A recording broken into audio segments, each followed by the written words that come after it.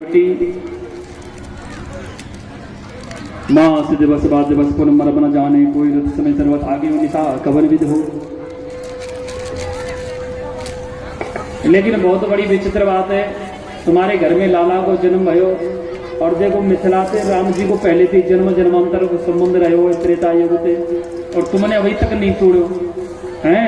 अब 22 तारीख को ढेर सामान पहुंचायो,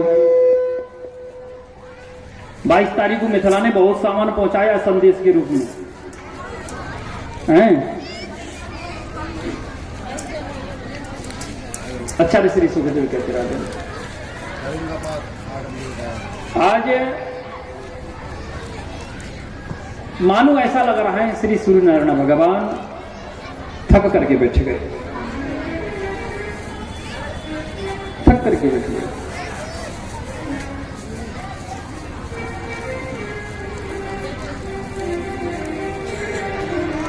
जब थक करके बैठ गए भगवान श्री चंद्रदेव बोले प्रभु क्या मुझे आपका दर्शन नहीं होगा। भगवान कहने लगे बोले चंद्र इस बार मैं सूर्य वंश में दिन के 12 बजे अवतार लिया हूं और अगली बार चंद्र वंश में रात के 12 बजे अवतार लूंगा और तेरा नाम मेरे नाम के साथ जोड़ा जाएगा, इसलिए उनका नाम पड़ा श्री रामचंद्र। बोलिए श्री रामचंद्र भगवान की जय। इस प्रकार राजा दशरथ जी समय निकलने के बाद समय आया और नामकरण का शुभ समय देख करके महर्षि वशिष्ठ को बुलाए और वशिष्ठ जी को आग्रह किए, बोले प्रभु इनका नामकरण करो। तो श्री वशिष्ठ जी बैठ गए, बोले राजन मेरे पास इतनी बुद्धि विवेक तो नहीं है कि मैं इनका नामकरण करूं, लेकिन फिर भी आप ये कह रहे हैं तो मैं अवश्य करूंगा। कहते हैं श्री वशिष्ठ जी बोले कि इनके नाम अनेक अनुपा मैं नृप केहिब सुमित अनुरूपा कि जो आनंद सिंध सुख राशि, जो आनंद सिंध सुर राशि कर दे लोक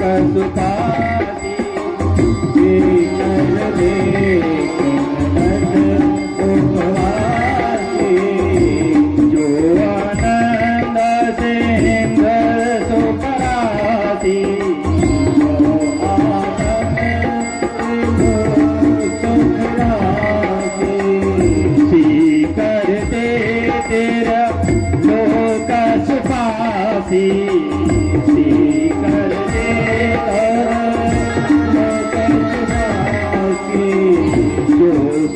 धाम राम असनामा जो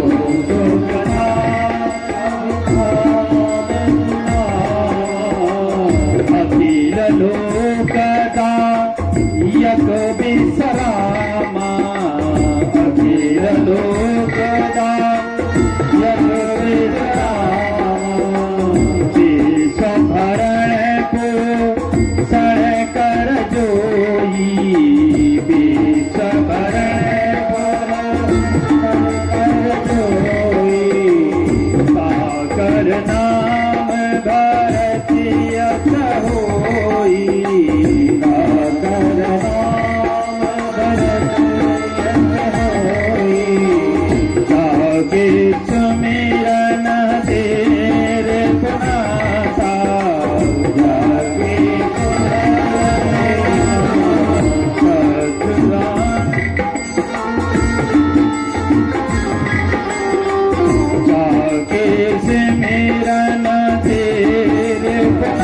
नाम सत्युधन वेद प्रकाशा,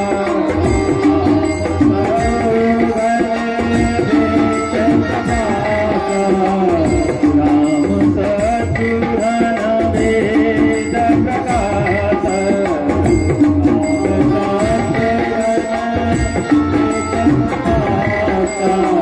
श्री राम जय राम जय जय राम, श्री राम जय राम जय जय राम, श्री राम जय राम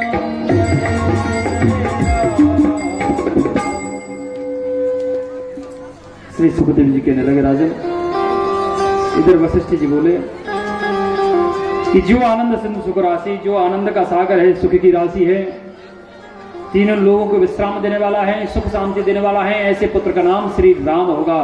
बोले श्री रामचंद्र भगवान की जय। बोले जो विश्व का भरण पोषण करने वाला है, आपके उस दूसरे पुत्र का नाम होगा श्री भरतलाल जी महाराज। बोली श्री भरतलाल जी महाराज की जय। कहते हैं कि जाके सिमरन तेज उपनाशा नाम शत्रुघ्न वेद प्रकाशा, जिसके स्मरण मात्र से शत्रुओं का विनाश हो जाए, उस पुत्र का नाम श्री शत्रुघ्न लाल होगा। और अंत में कहते हैं कि लक्षण धाम सु राम प्रिया, सकल जगत आधार, गुरु वशिष्ठ तई राखा, लक्ष्मण नाम उदार। जो सारे जगत का आधार है, सारे जगत को रक्षा करने वाला है, अपने ऊपर धारण करने वाला है, उस पुत्र का नाम श्री लखन लाल होगा। बोलिए श्री शत्रुघ्न लाल जी महाराज की जय हो, लखन लाल जी महाराज जय हो। श्री सुखदेव जी कहते राजन कि भय कुमार जवई सब भ्राता, दीन जनेऊ गुरु पित माता।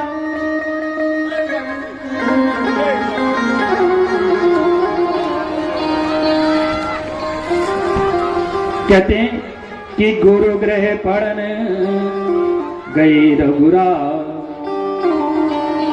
अल्पकाल बेटा सब पाल। गुरु के घर पढ़ने के लिए गए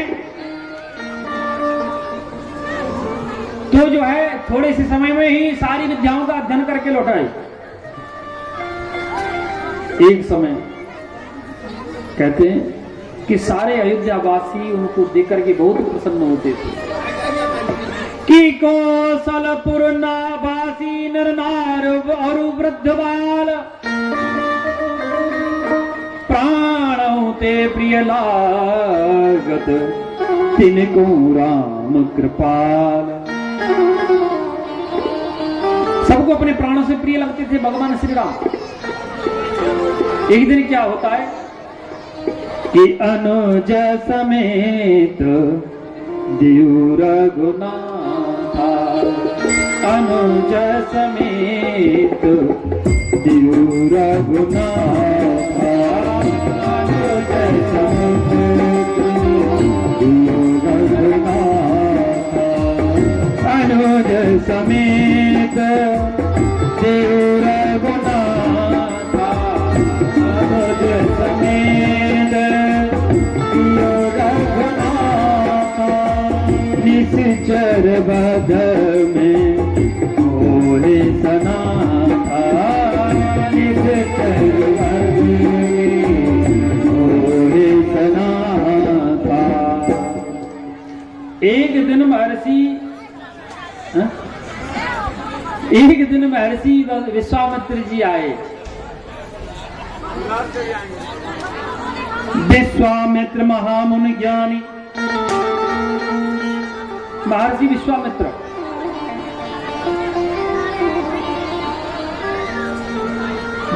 जी जब आए तो विश्वामित्र जी को आता देख करके कहे, विश्वामित्र जी बोले कि अनुज समेत देव रघुनाथा, हे कौशलेश मुझे अनुज के समेत रघुनाथ को दे दो। ये नहीं कहा कि लक्ष्मण के समेत, ये नहीं कहा कि लक्ष्मण सहित दो, उन्होंने कहा अनुज समेत।